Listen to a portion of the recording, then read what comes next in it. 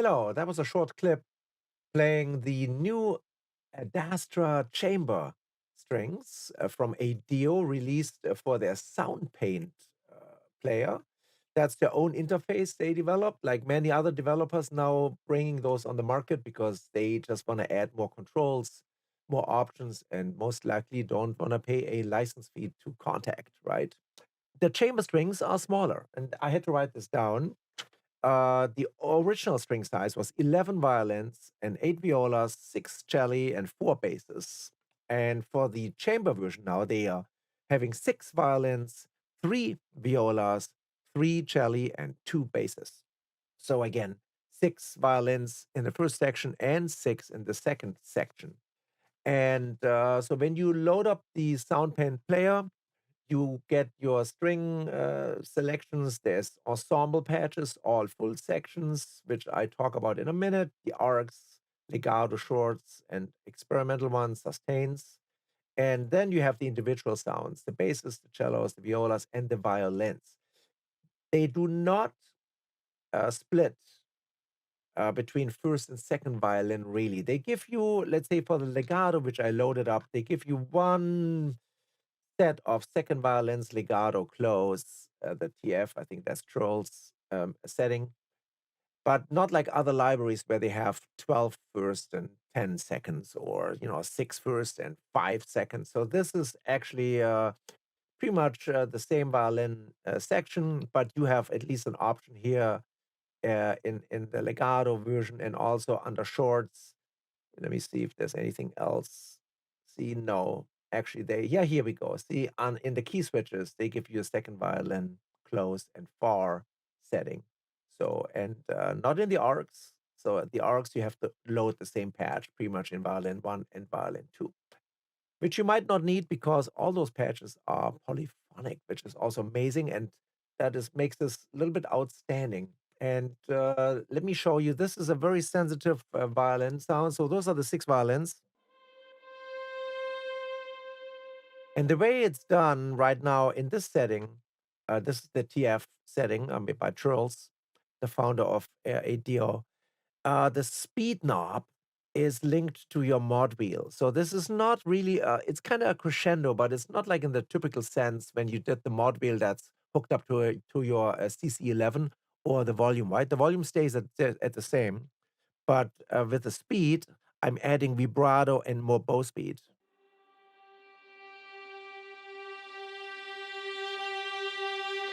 At the full setting, you can hear quite some vibrato going on.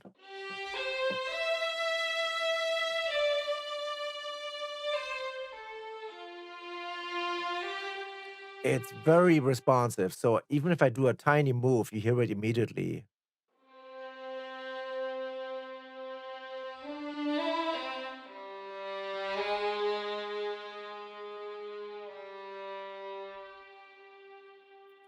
So you can go from pianissimo immediately to a forte.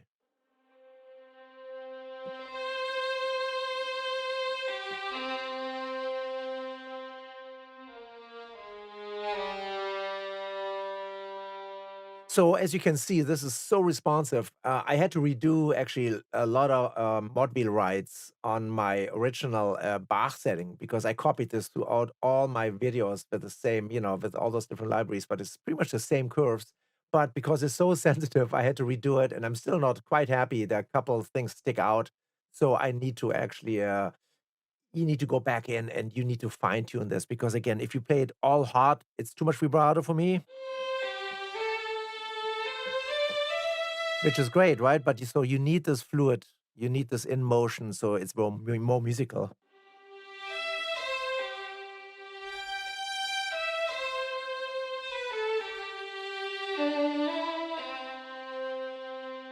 So that's actually very beautiful, and that is for all sections: violin, two, viola, cello, and basses. And for instance, the two basses sound beautiful.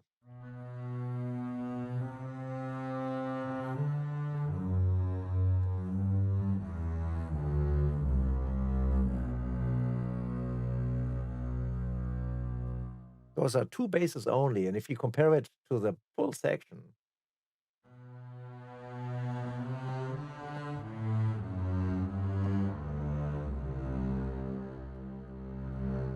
So you can hear the difference. And so you're getting actually a nice sound out of the small ensemble, depending on your style of music and what you want to do. So for the Bach, this needs way more tweaking. But let's listen to the mock-up here, and I think you can hear how some of the things really flow well. And I will switch over to the full size after this run.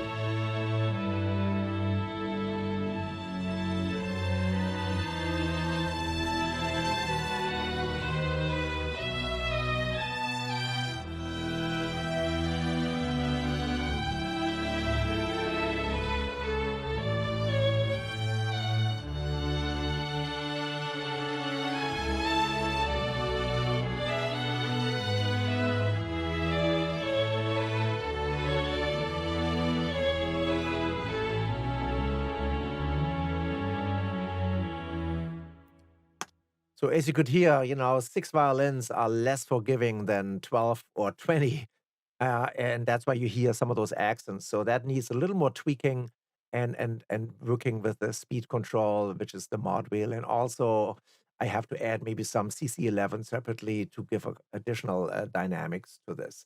Here's the old version. This is the full section, the Adastra full, night and day.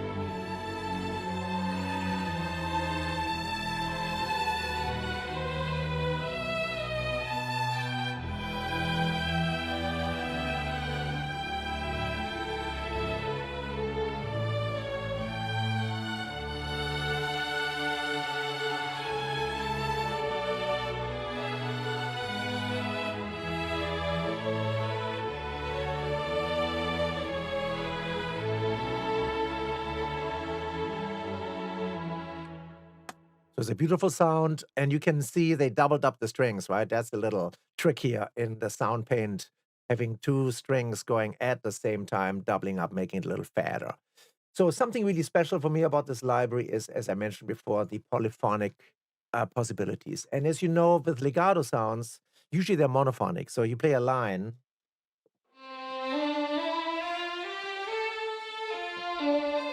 The moment you play a double stop, it wouldn't really go there because again, it's a monophonic legato sample. But what they did, if you play the chord quick, you can actually play a chord and then go into a legato, maybe on the lower or higher note, for instance.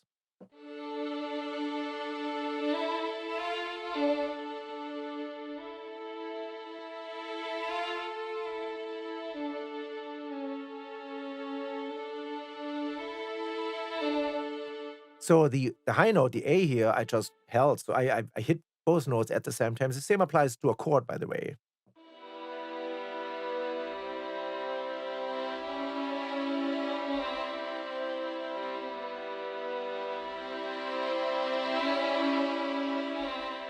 So I'm just moving the middle voice and riding the mod wheel with the speed control, right? So you get a nice dynamics. So this is very polyphonic, and you can actually change the response to your chords a little bit. Let's say you have a part in your score when the violins would go into a split, let's say some dissonance, like something like that. And as you can tell right now, it's not going to do that because it's going to play legato mode. So you need to go into the chord timer and you need to increase that setting. Now,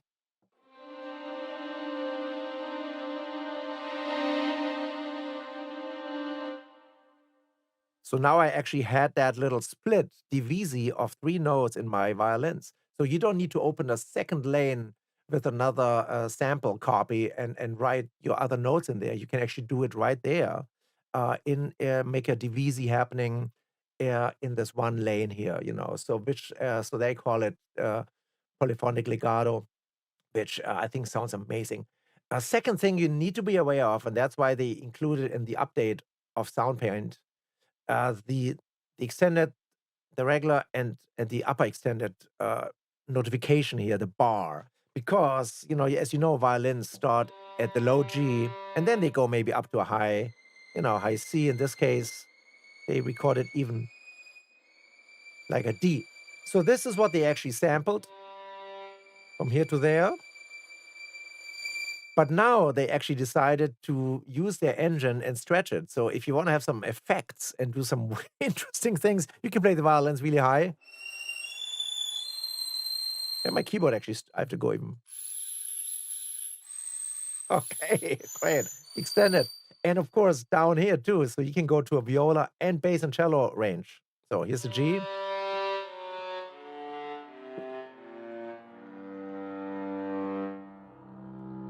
That's a low cello C, but it's not played by the cello. It's a sampled violin, right? Downsampled.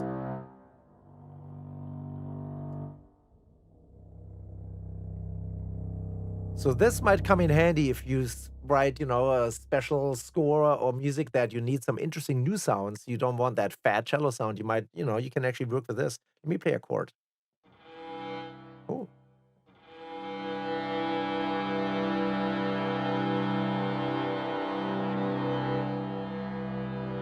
So that's just a violin chord with stretched samples, right? So very interesting. So not for your typical classical writing, but for film music and other things, maybe useful, right? One thing I want to show you before I finish this video is the arcs, because I mean, it's not part of my Bach mockup like with the other videos, but one thing ADO always stood out was the arc, the first arcs they put out there. And as you know, an arc is a crescendo and decrescendo recorded naturally. So when you play a chord,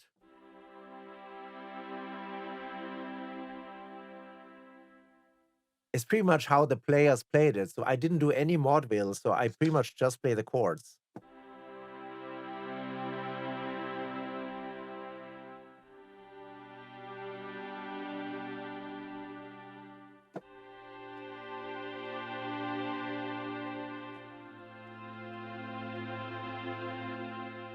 See, that's so beautiful, right? And you can, of course, change the timing a little bit. Also, on this one setting, you can do a mod wheel increase. And what it does, which I find very clever, because you're increasing the volume. If you look up here, those are my strings loaded, right? Violins, violas, basses, and cellos. And if I write the mod wheel, it's going to increase. Here's the mod wheel down here. So if I increase the mod wheel, it will increase volume on all four instruments, but on the top, it compensates so you don't, get distortion by pulling down the main volume to -1, right? So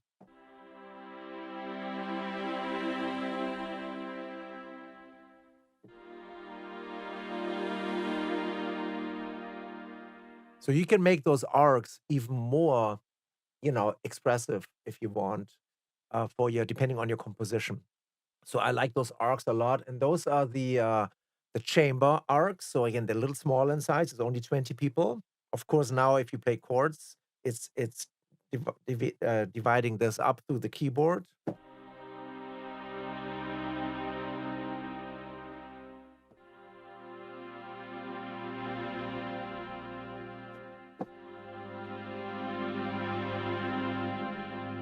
So it's a beautiful sound, and in comparison, here's the old ensemble, the full ensemble.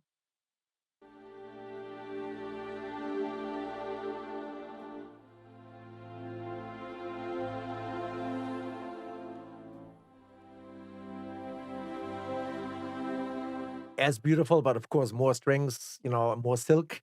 But I like the chamber group a lot, and also they give you a lot of options for the price too. It's actually very affordable. Some other libraries, cost hundreds. So go online and check it out. I think the bundle deal is pretty much amazing. So they give you the arcs. You also get legatos on the section. You get the shorts. Crisp. Let's load this in just for the fun of it. Crisp staccato close. Here it comes.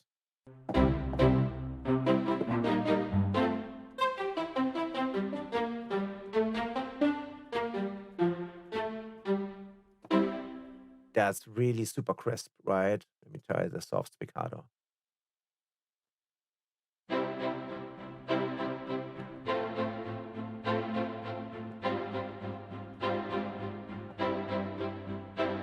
And also, of course, the arp is on the arpeggiator, and here's your pattern, right? With accents. Check them out.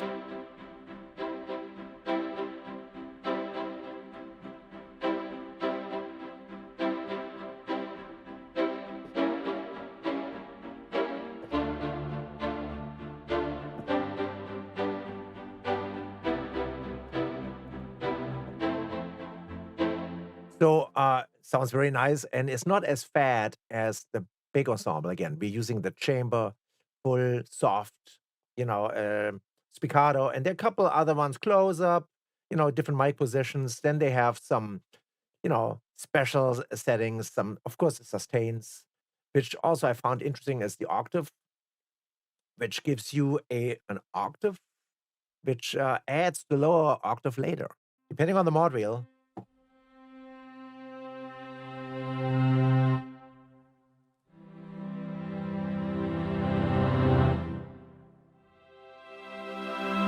So you can play a high chord, and the lower chord will be blended in with your mod wheel.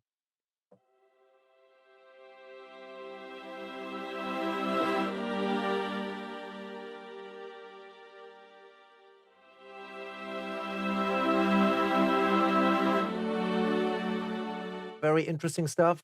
Also for the price, can't beat it. Instead of thousands of dollars, it's it's less than 100 for everything together. So that's pretty amazing. Let me know what you think about the Soundpaint player and the Adastra Chamber violins, if you have them. If you don't think you need them, any thoughts are always appreciated. And thanks for watching. See you next time. Bye.